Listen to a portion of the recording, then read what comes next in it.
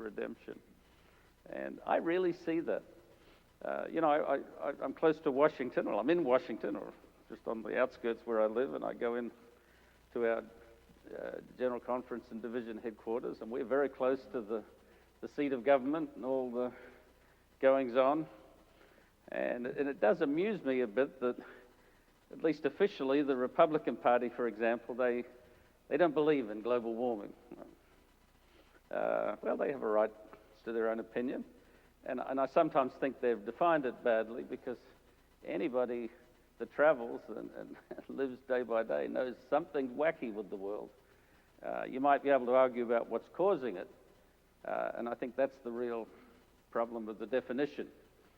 You could argue there's a natural cycle, and theologically, as Paul says, that creation's groaning and winding down because of sin. So it may not be directly caused by mankind. I think so. But the warning is given in the Bible that some people will say, all things continue as they have from the beginning. No problem. But I think that's an untenable position. And Seventh-day Adventists who have inherited the Reformation, I think we have a little bit of a different take on it. The last couple of years, I've been particularly trying to remind my fellow Seventh-day Adventists that we are the inheritors, and we used to be very consciously, self-consciously, the inheritors of the Reformation. When we celebrated the Reformation as a nation and as a Christian world, it troubled me a little bit. It was just confined to Martin Luther, and he was central and historically been given the main role, or the historical role, of kicking it off. But it started before Martin Luther, and it continued after, and there was a lot more going on.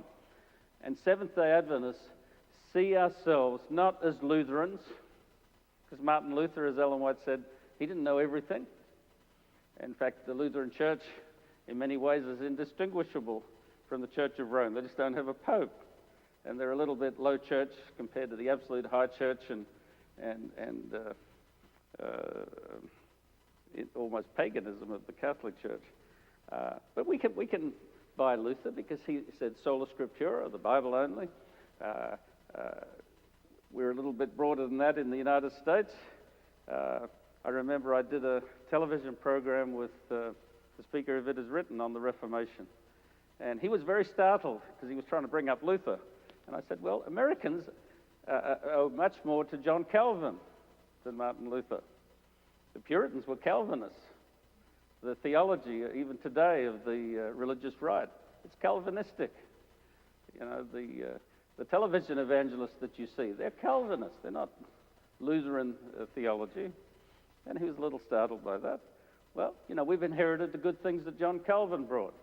And the Puritans, narrow-minded as they might have been, really came from the point that we picked up of personal holiness.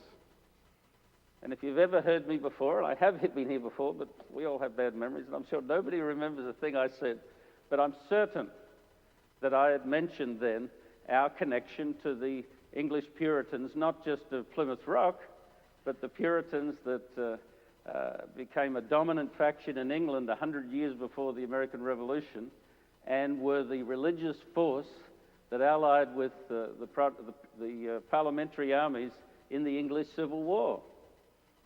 And they won, and they established a religious republic in England. Not known here. I studied in the United States, the history major for a long time. They don't tell you that here, but it's a huge point to understand, to explain the United States today. Well, we picked up on their Puritanism, if you like, as Seventh-day Adventists. If you read Ellen White, if you read the history of early Adventism, it was very much fixated on personal lifestyle and godly living as a preparation for the soon return of Jesus Christ. That was Adventism. I can't really say that's us today in practice, but we've never repudiated that. And it was tied up inseparably to the sense that Christ was soon to come. Now, if you go back and study a little bit of the history of the Reformation, you'll see that that was true for them. It's been lost in a lot of the debate and even the popularization of Martin Luther, sola scriptura and objecting to the papacy, which of course he did all of that. But you can go back and study papers of Martin Luther. You can go back and study doctrinal writings by the other reformers and even other figures like Henry VIII, gotten a bad press. He's been portrayed as a libertine, which he may have been on a certain level, but I mean, today we know all about libertines. We have many of them in public office and they're being outed correctly. But Henry VIII was more concerned about his dynastic future. But as far as theology, he was a great theologian. He wrote deeply theological articles, and a number of them were on the imminent return of Jesus Christ. Because back in the early Protestant era and shortly thereafter, a lot of Bible-reading Christians were convinced that the Lord Jesus Christ was soon to come. They believed they were in the end times.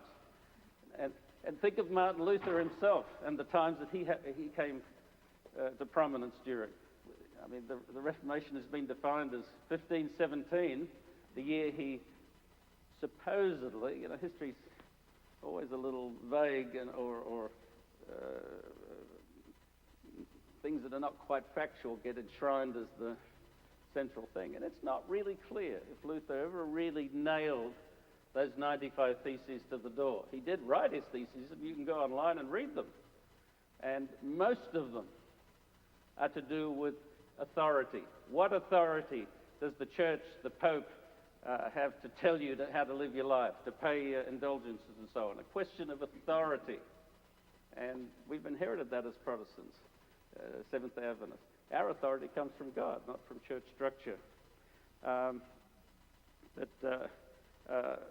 Martin Luther's times were very much like ours, in my view. Europe, which was establishing itself as a center of civilization, as opposed to the Dark Ages when it wasn't, when the so-called pagans were more civilized than Europe. Europe. Think about. I was just mulling over this the other day.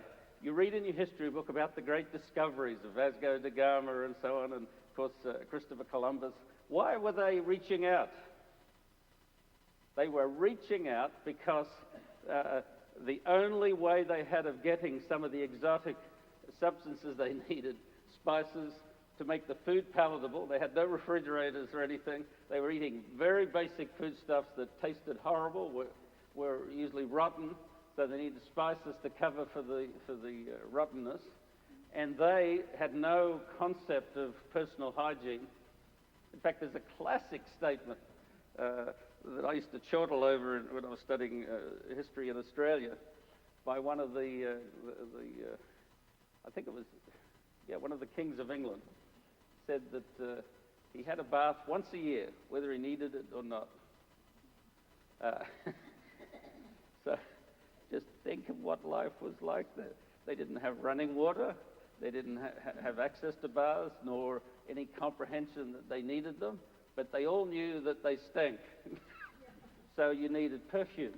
Where did they come from? Middle East. Why couldn't they get them easily? There was the long Silk Road and the caravan trains controlled by Islam. And so things are very expensive. So the explorations of Vasco da Gama and the others were an attempt to short-circuit the controlling mechanism of an unfriendly power to go to the source. So when Martin Luther came to his theological, flashpoint, that we live by faith, not by the dictates of Rome, he spoke out, and those before him that had spoken out generally ended up on the fire. Why didn't Martin Luther? The answer is very simple, that in the context of his speaking out, Europe was under existential threat of being overrun by Islamic armies. If you go back and study in history, there were hundreds of major military expeditions against Europe at that time, actually for 100 years or so. It wasn't just 1 or 2 years, it was a long period of time, just like Rumsfeld, under the Bush administration, said that the war we're in will last a lifetime. Well, they had it for several lifetimes. France nearly fell. Charles Martel, defeated an Islamic army at great cost, drove them back from France. Vienna was besieged and nearly fell. Spain fell. And when Martin Luther emerged, the emperor of the Holy Roman Empire, which is not holy nor Roman, but an attempt to perpetuate the imperial Rome, the form through Europe, the emperor needed every able-bodied man to fight off the Islamic threat. And remember, Martin Luther was under the protection of the Elector of Saxony, I think it was. So the emperor could not afford to offend a local princeling because he wanted that princeling to supply every soldier he could. So that's the simple reason that the Reformation came forth, because of this religious threat between Christendom in Europe and the ravaging Islamic forces. Now, this is on my mind. This is Sabbath school time, because 2 weeks ago, when I was visiting, I don't remember where I was. I've been bouncing around all over the U.S., but I sat in the Sabbath school class. I know it was Wenatchee, actually, so it wasn't far from here. And I was in the Sabbath school class, and they were going very nicely through the lesson, and we got on to the trumpets. And I could tell from the way the lesson was being read from the quarterly and the way the teacher was carrying it forward, that the knowledge of what we once held on this is gone. Uriah Smith wrote Daniel and the Revelation, one of the pivotal books of Seventh-day Adventism, other than Ellen White's various writings. And of course, he was a contemporary of Ellen White. And he has a whole chapter there on the theological significance of the rise of Islam and its threat of European Christianity. And he linked that to the fifth and sixth trumpets, the fifth and sixth trumpets of Revelation 9. And Ellen White said this was a correct explanation. It was also enumerated by a fellow named Josiah Litch. And in this outline, the fifth trumpet was the rise of Islam, and the sixth trumpet was Islamic armies under the auspices of the Ottoman Turkish Empire. Long gone now, but Seventh-day Adventists also then followed on with dating in a prophetic sense of the significance of the collapse of the Ottoman Empire, which happened close to World War I. And if you watch current affairs, be aware that right now, and I'm getting into territory that is not formulated by Adventists, but it's just the thought process. Be aware now that the U.S. is facing a coalition of Russia and China and Turkey, even though it's ostensibly a NATO ally. They've joined forces. And one thing that Adventists are unclear on, even to this late point, is who is the king of the north? But it's worth thinking about that Turkey is directly north of Israel. And the Ottoman Turks have been a harassing force of Christianity since the Reformation time. As far as current events, and this gets closer to what I see as current religious liberty events, you really need to think about what's happening in our world today. Again, I quote the Bible. It says, all things have continued, the cynic will say, all things have continued as they have from the beginning. Well, in reality, they haven't. And the world that we have today is not the world anything like the ancient world. The modern world structure only dates from just after the Reformation. What was the world like before the Reformation? As I said, it was a series of weak princelings within Europe, all under the overlordship of the rump end of the Roman Empire, which had really gone. You have the Bishop of Rome left in Rome, but Rome was a weak area, Constantinople, where the Roman Empire had moved under Constantine, it was in decay, soon to fall to Islam. So the Germanic part of Europe was sort of intact. That was the Holy Roman Empire. But it was weak. It's not, wasn't able to control people very much. They didn't have a sense of what country they lived in. None of it. All they had a sense of, and of course Luther rebelled on this, that was all Christendom, that you were all under the spiritual overlordship of the papacy. When the Reformation caught on, it also spurred nationalism. And again, I love history, and I wish Adventists were reading history like the early Adventists did. We know about Jan Hus. Did you know that after Jan Hus, there were decades of warfare in Bohemia called the Hussite Wars, that were religious wars against Catholic powers? Incredible series of battles. I was just reading some of it the other day. One of their generals, I forget his name, but he was an elderly man who was blind. And he won every battle that they fought. And on one battle, when the Catholic-dominated forces came into Bohemia to fight a smaller force of the Hussite army, just when the word got out that this general was leading them, they fled. And then when he died, things turned around for them. So there were religious wars that followed, many of them after the Reformation really caught on, especially with Martin Luther. And if you know a little bit about Martin Luther, you know that he himself improperly got involved in in condemning the peasant rebellion in Germany. It was a time of great social upheaval. Everything was uncertain, especially with the church's hold weakened a bit. And the peasants were massacred in huge numbers. But the political and religious warfare continued, and for 30 years, Europe was riven by religious warfare. Catholics against Protestants. 8 million people died. I've looked, and there's no clear figure for how many people lived in Europe at that time overall. Obviously more than 8 million, but nothing like today. But it was a huge percentage of the population. In fact, Europe was devastated. There was starvation on a grand scale because the war was so continuous and abusive to civilization that farming had largely stopped. I remember reading one history of the King of France traveling with his retinue through the countryside, and he stopped in this reasonably large town, and not a loaf of bread was to be found, even for the king. Not a single loaf of bread. And I read in the records of the time, and people were regularly condemned, bakers were regularly condemned to death for adulterating the flour with things like dirt and sawdust and so on. And even in Europe, it's harder to find the record of it, but starvation was so endemic that people regularly were eating the dead and sometimes killing people to eat them.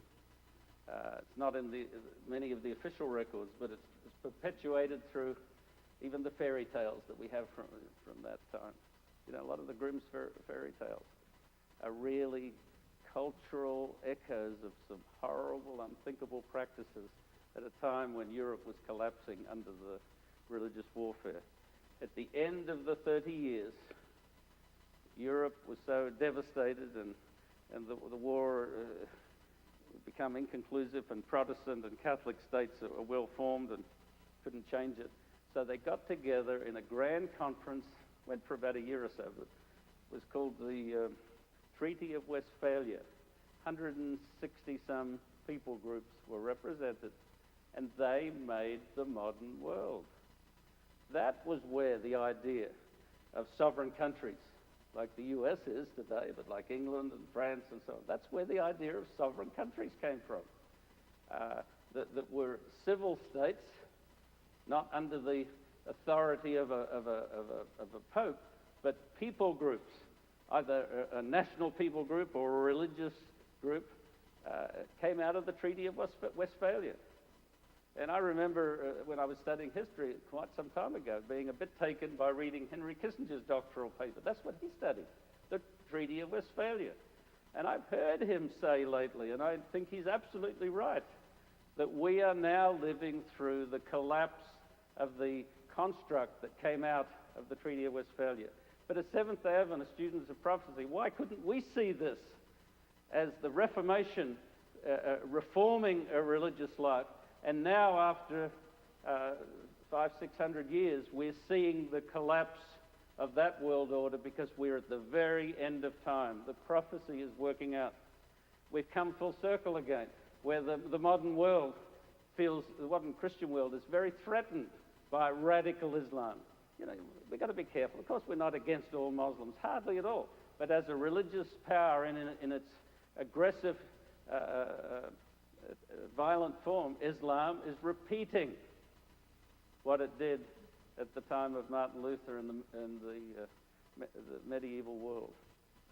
And it's prophesied.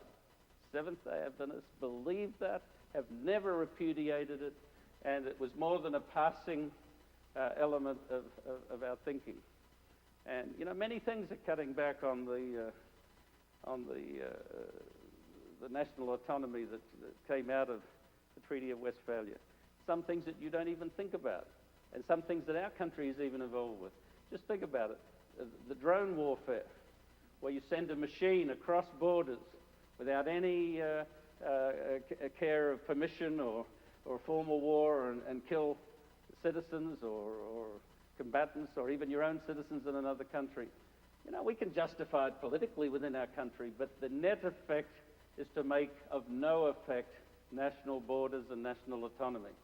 These sort of things are breaking it down. Global economy, the interrelationship of this. This also tends to diffuse the idea of sovereign states. And of course, in its worst form, it's globalism.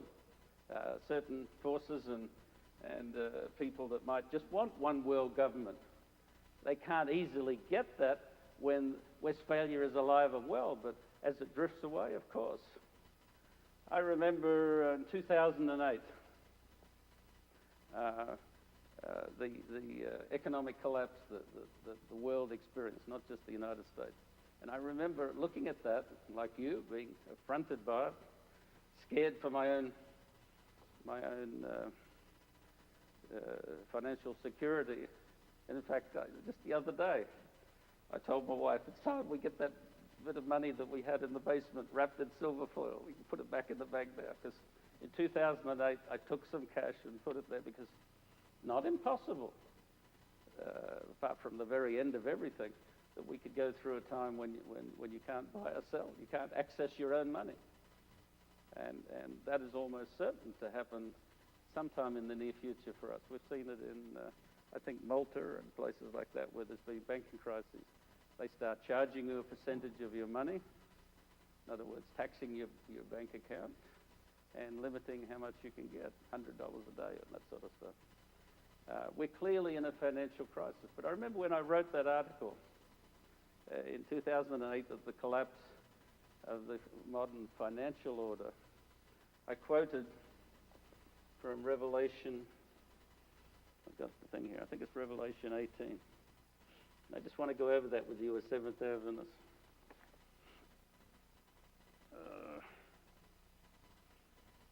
Revelation 18. Let's read a few verses together, just to remind ourselves the times that are coming that we already see partial fulfillment on. It's the angel, and it says, he cried mightily with a strong voice, saying, Babylon the Great is fallen, and has become a habitation of devils and the hold of every foul spirit and a cage of every unclean and hateful bird. Well, Babylon is this confused, amalgamated system of the end of time, isn't it? It's not the US per se. It's not even narrowly speaking the papacy.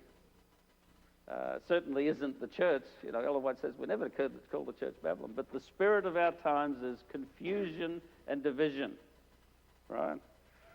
And it says in verse 3, for all nations have drunk of the wine of the wrath of the fornication, of her fornication. And the kings of the earth have committed fornication with her. And the merchants of the earth were waxed rich through the abundance of her delicacies. And I heard another voice from heaven saying, come out of her, my people, that ye be not partakers of her sins, and that ye receive not of her plagues. For her sins have reached unto heaven, and God hath remembered her iniquities. And then a little further on it says, therefore shall her plagues come in one day. Well, whether that's prophetic, I think it's, there's a time, but I think it means quickly. If you study global warming and think of what we're already living through, people have been talking about it for a little while, but its effects are now magnifying, coming very quickly. And a lot of the cause and effect relationships in things that characterize the end of time can seem slow in coming, but once they're visible, then they magnify very quick, logarithmically.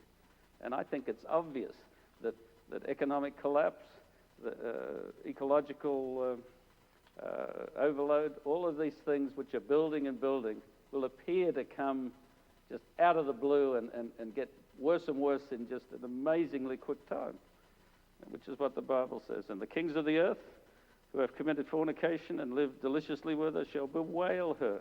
And it says, standing afar off for fear of her torment, saying, alas, alas, that great city Babylon, that mighty city, for in 1 hour is thy judgment come. And the merchants of the earth shall weep and mourn over her, for no man buyeth her merchandise anymore, their merchandise anymore. Think back into 2008. I used to read articles, and different pundits, financial pundits, had their opinions about what may or may not happen. So some people sort of saw it, but globally, people didn't see it. It just came rushing in. I remember listening as the stock market collapsed. I think it was 1,000 points in one day. That sort of stuff. It just vanished. And what I thought was very prophetic, and I mentioned it in the article that I wrote for the review at the time, I thought it was most significant that at one point in 2008, 60% of the world's merchant fleet lay at anchor. And I remember seeing some of the photographs of them lying anchor off Singapore, for example. Ships anchored at sea as far as you could see. That sort of thing has to at least partially fulfill what the prophet, using the words of an angel, included there in Revelation. It's the spirit of our time. A global system that is at root corrupt, that has forgotten the Reformation principles, drifted back to false religion and hedonism, that is built on trade and thinking. I didn't read the text, but she says, "I'm a queen. I'm fine. I'm the greatest." But that self-satisfaction can't be sustained. At that time, in 2008, the Pope of Rome, who Adventists like to forget about nowadays, and we forget the Reformation. We forget our claim to be continuation of it. A few Adventists online like to slap around our religious liberty people who talk to other religions, including the papacy. They got it sort of turned on its head. What we should be doing, not criticizing our own people for just reasonable discussions, but think, what is the role of the papacy, or what was it in the Reformation? What is it today? What are we told of a corrupt religious system at the very end of time? And I can remember in 2008, the Pope, that was Benedict, I think, back then, came out with a document called Charity in Truth. Very interesting document. And he gave led the bound copy of it to new President Obama as he went to Europe to meet with the industrialized nations, the G8 it was called back then. And I've read the document a few times. Every time I read it, I think very portentous. Nothing evil about it from a human point of view. It's very logical that a global force, a religious force, is true, but that claims to be a political entity.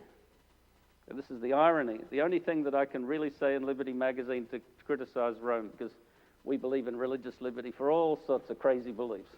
Doesn't matter whether it's correct or not. Religious liberty means you have to allow other human beings the right to make their own choices spiritually. But in Liberty magazine, we can criticize the papacy for a horrible characteristic in the religious liberty and political world, because it's a church that masquerades as a state and a state masquerading as a church. And in a civil construct as the US, where the Constitution tries to create a separation between church and state, you have a chameleon. And in 2008, the Pope came out with this document that really crossed that bridge, because he tried to address all of the current problems of the world at that time. Things like national sovereignty, things like capital and labor, labor unions, capitalism, how money abuses many people. He dealt with national debt or international debt, where world banking systems using money to, not usually to help, but to grind down countries. And keep that in mind when you watch what's happening to Venezuela. It's a play out of an old story where wealthy countries have used loans and so on, and then manipulating those loans to bring a country into line. And then, very tellingly, he got on to the economic problems. And near the end of the document, he said, unambiguously, he said, there is a need for a global authority to deal with this, and a global authority which must be given the power to act and to enforce. So I know at the moment there's a nice video circulating on the YouTube, sort of a proof text of our General Conference President, where he says that there is no immediate Sunday law coming. Well, he's correct in isolation, and he's repeated what he's heard from religious liberty. But that is a half-truth out of context. It's wrong. We're on the cusp of something global and prophetic.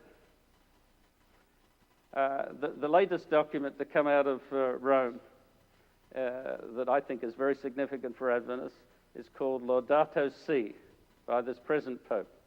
It came out 2015, as I remember, which seems like yesterday to me, but it's a couple of years ago. It was the same year that he came and spoke to the US Congress, which I'll never forget that speech. And for reasons that escaped me, while many individual Adventists were startled by it and spoke prophetically about it, our church as a whole kept quiet, like it never happened. You didn't read an article in the Adventist Review, I know. They never put anything in. They ahead of time told me, no plans. But that document was very, very interesting. It's a long document, but you can find it online, called Laudato Si. And the Pope says there, 120 pages long, and he says, this is a document not just for Catholics, not just for Christians, but for the whole world. That's fine. Go ahead. I'll be finished in about 10 minutes here. And he said, at the beginning of the thing, he says, the earth is like our sister, and our sister is in distress. She's dying. And then he says, for all of us to survive, because we live on this earth, we need to work together for joint survival, because the world is collapsing. So then he starts his discussion about how to save the environment so that we have a future. And very good document in its logic, very timely. And even if you are or were, one of these ones for political reasons say global warming doesn't exist, really meaning, I don't want to have any culpability for it. It's sort of obvious to the whole world that ecologically we're out of balance. It's obvious to the whole world that certain resources are being harvested by some areas and not shared with others. It's sort of obvious to the whole world that while advances in agriculture have meant cheap food in some parts of the world, that it hasn't played out for others, and that millions and millions of people are starving at the moment. It's obvious to the military that this starvation creates instability and wars, You read all the think tanks. They perceive ahead of us nothing but continual war over things as basically as water rights and food for different countries. So I think the Pope's onto something. The environment is the single issue. And as you read the article, he then splits it into two themes: a theological, biblical argument, and a rational, historic, sort of a political document about things that we must do and how we can address this. And it got my attention early on the theology, because very early on, it did what Adventists have long held, but we forget to treat it this way. Remember the three angels' messages. The first angel says, the God who created heaven and earth, for the hour of his judgment has come. We are to call people to a creator God, right? And he's coming, as Paul says, to destroy those that destroy the earth. We should have been ecologists, not in the touchy-feely Greenpeace type way necessarily, but people that are concerned to protect our earth because it's given to us in custody. Adam was told to trim and care for the garden, to be a steward, a good steward. Way too many of our Christian brothers and sisters, particularly in the United States, have adopted what they call a dominionist view. And dominionism is not custody. Dominionism is, I can take and use whatever I want because authority's been given to me. That's the Cain model. That's not what the three angels' messages call for. So the Pope links into this, and then almost out of the gate, he says that we need to recognize the rhythms inscribed in nature by the Creator to save this planet. And he said, along those lines, rest on the seventh day Sabbath is necessary. And he says, not just for man, and this is thoroughly biblical, not just for man, but for the earth itself, for the animals, for everything. And he's being consistent with that because at the moment, starting in Europe, but it's gathering here, there is a strong push.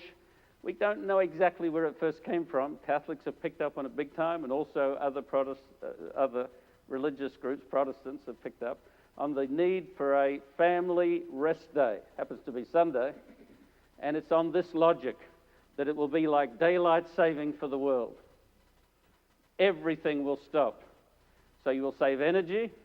You will let the earth rest a little bit, like the garden lying fallow, and people will be encouraged to go to church. It's not a bad concept. It's just that they've chosen the wrong day, and if it's enforced, then, as I've always said, on religious liberty, you can know if it's against religious liberty if there's coercion involved. Right? So the lay of the land's clear. But in this document, very nicely introducing the Sabbath, and several times he repeats again that this law of the Sabbath day must be invoked and obeyed and recognized as part of a comprehensive survival plan for our planet. It's only near the end that he applies, as you'd expect, consistent with their view, he applies the seventh-day Sabbath to the Eucharistic Sunday. So, there's a matter of authority again. Did they have the authority to do it? But theologically, they're absolutely right on seeing the seventh-day Sabbath first given to the Jews, and this principle of rest that's inscribed in creation. And then very tellingly, at the end of the document, one of the last statements it makes theologically, it says, as we journey toward that eternal Sabbath. Very interesting. In the New World, it says, from one Sabbath to another, we'll come to the New Jerusalem to worship God. Not everything that comes out of Rome is wrong, but it's based on a wrong premise. It's based on a premise of superiority of a religious leader, and that all of the amalgam of paganism they brought with them is to be respected. As Protestants, we should know not. One other thing that, and I need to end up here quickly, but it's worth remembering, we don't live in typical times. And even in this land of freedom, and it is a free country. If you look at history, it's not a guiltless country or not a totally benign country. It's the new world, but it brought old people from other countries with all of their rivalries and prejudices and so on. And there's been a lot of birthing pains for what we have today in the United States, and those pains continue. But it's rather distinct by its goals. The Constitution, which separated this country from the control of the old world, both religious and political, and staked out a role for the dignity and rights of the individual, not always respected. And as far as you and I and religious liberty, and the First Amendment specifies that the government Congress will make no law establishing religion nor prevent the free exercise. That's a great principle. Ellen White, speaking to early Adventists, said the time will come when even this country, though, this somewhat exceptional country, will, the word she uses, repudiate every principle of the Constitution. And it's worth remembering, just thinking for a moment, regardless of your political sensibilities, and our church has never called or desired to be political, but we comment on what's happening. And it's worth thinking that in the years since 9/11, and particularly in the recent years, we've seen the absolute erosion of this principle of the absolute right and dignity of the individual. We've seen the principle of trial and habeas corpus and all the rest that we'd inherited but enshrined in the Constitution sort of thrown away in certain circumstances, where even citizens can be declared enemy combatants and sent to Guantanamo and worked over. I remember I used to work, when I worked at the General Conference building, the NAD's moved recently, I used to drive every day past a Muslim mosque, just a couple of miles from the General Conference, and there was a cleric there named Alawaki. Probably a nasty character as far as I'm concerned, but he was an American citizen who was active online, encouraging people to radicalism. He made the big mistake of going to Yemen before we were at war in Yemen. It was just another country. While he was there, they zapped him with, purposely, they chose to target him with a drone strike, and he was also with another unnamed American citizen. Probably deserved it. But the principle of our Constitution is due process. He had none. And, we've seen this sort of thing accelerating. I could tell you horror stories about, and I've been out on a SWAT team operation myself in Miami. I know how the police operate. They're basically paid vigilantes, sometimes, not in every case, but sometimes paid vigilantes to keep certain groups down. This is against the constitutional principle, but it gets worse. We've seen public demeaning of the judges, and it's true, the Bible says at the end of time, the judges will pervert justice. But so-called judges is not a way to create respect for the law. We've seen fighting between the parties where they basically are in a zero-sum game where they want to destroy each other. So, win at all costs. I do not think U.S. Regular government in the U.S. can survive long.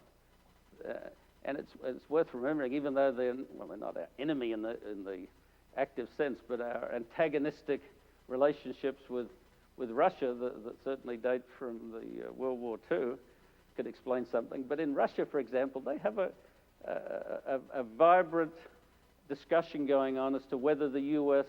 will survive as a single entity. They believe that it'll split into three parts, that there'll be three nations come out of the U.S. I don't think so. Our prophecy doesn't say that. But if you look at how Ellen White describes the last day events in the U.S., it's a very dysfunctional, decentralized nation. I think we're headed for some sort of chaos. But more troubling than anything, in the normal constitutional civil realm, is that at the moment we're living through, I think, an end game on the religious forces in the United States.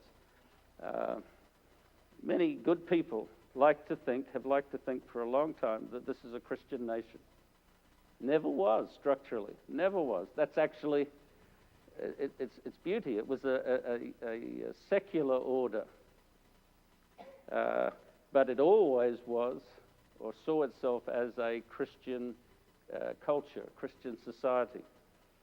And you know, the Bible tells us all that we've all fallen short, that man is desperately wicked. So even as a Christian society, it was never perfect, but it was nominally, aspirationally religious in its earlier days. That is not true now.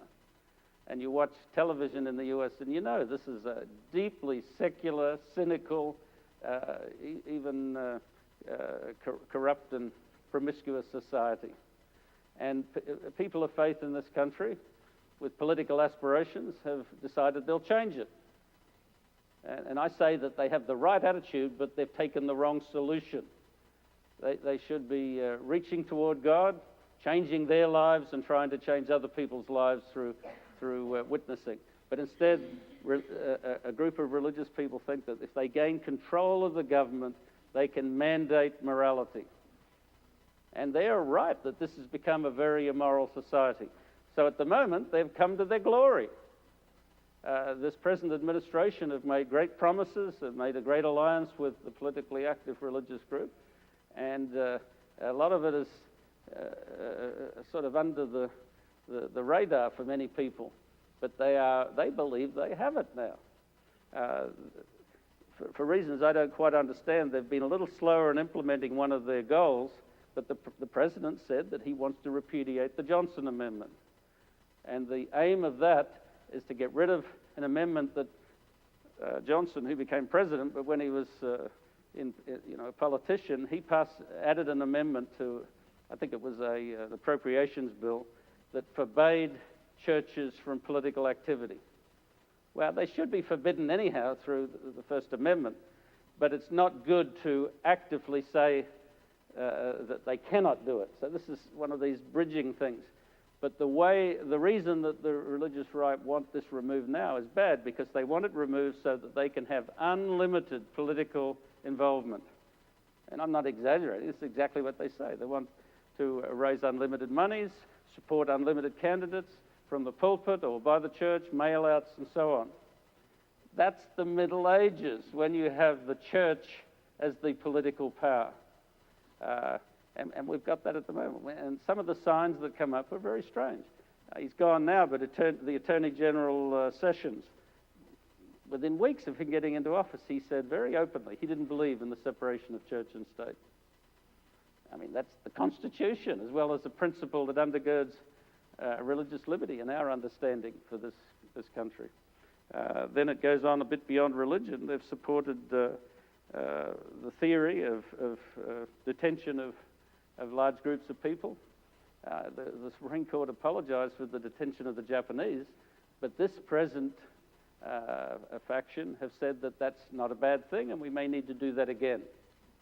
That should get anyone pricking their ears up. Interesting times, and I better quit because I could go on and on. But make your own list. Look around. It's not so much to condemn. These are facts. They are what they are, but they should be warning signs for us not to get frightened, but to realize, as my father said, that Christ is about to come. This is the end game. I'm certain of it. I've taken afternoon meetings for about 20 years now, and I tell people that I don't know any more than you, the time frame. Ellen White said, no time prophecy after 1844. But that doesn't mean that we're so uninformed that we can say, oh, maybe 100 years yet. No. I mean, we don't know the absolute end from the beginning, but what I tell people, and I'm certain of this, more certain than 20 years ago, the world that you and I know is about to pass away. Just as in the Reformation, their world passed away, and a new one was created with the Treaty of Westphalia. The world order is collapsing now. 2008 seems way in the rearview mirror, but I read the articles, I look and listen to the pundits, and the ones that are paying attention, that worried about more than just tomorrow's profits, are really a bit amazed that we've gotten as far as we have. There is no real basis to the construct that we live under. No real basis. It's not based on gold. It's not even based on pure business performance. In fact, as I travel around, I think we're in a surreal world. Everywhere I go, there's more people at the intersections begging. There's clearly, and I talk to the shopkeepers. I'm running a survey all the time. I've talked to shopkeepers, and they're struggling. Now, I know some of it is because of a shift to online, but the world is not so great, and yet the stock market's booming and all the rest. But based on what? Not on real performance. It's this fantastical construct of Babylon. And in 1 hour it could go, because it's not based on anything. For that matter, the whole modern economic system is a very tenuous thing. If you read the history of it, a fellow named John Law introduced it to France before the US even got into finances. And people made millions of francs, wealthy and all the rest. South Seas bubble was one of their things, and then it just disappeared. There was nothing left behind. And right now, your money's only money because it's said to be. It has no value. And if you ever wondered about it, in the last couple of years, the Fed has injected, I think it's over $3 trillion into the system. They didn't even print money, they just typed it in. Recapitalized the banks. I mean, how long can that sort of a fool's game continue? And even proof of where we're headed, you know, the Bitcoin and others are catching on, because they're exactly the same. As long as people think it's something, it is something. The minute they lose confidence, it's nothing. And the merchants will stand afar off and lament in 1 hour. And yet that hour is the hour just before the Lord's coming. If you read Jesus' predictions about the end of time, there's all the signs that we're seeing. Pestilences, wars, persecutions. And if you pay attention to what Ellen White said about our own church, dissensions within, fights. I mean, we got the fight of all fights in our church at the moment. And I could hardly care about which side.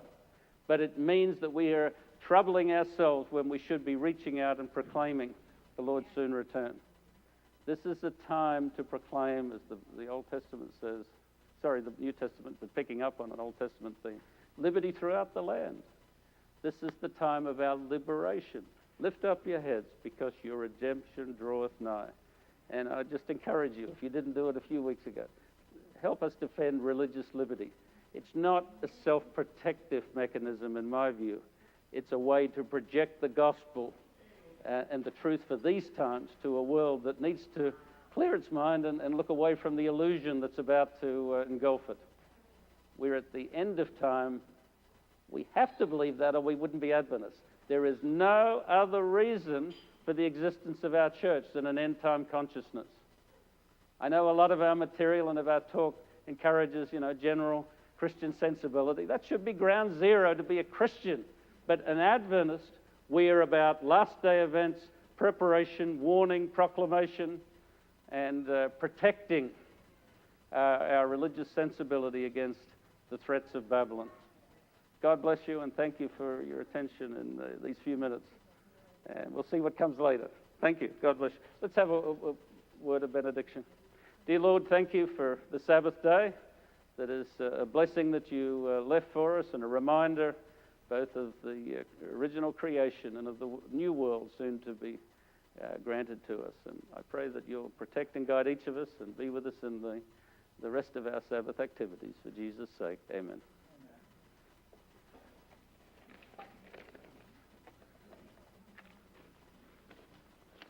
Thank you. Thank you. Okay, so Caleb is going to introduce you just before your part in the second service. So I sit down here. Whatever you want. Our praise service is going to be going. Okay. I'll just go and get my stuff out of them. Okay. So I'll jump up with my left. And you don't shake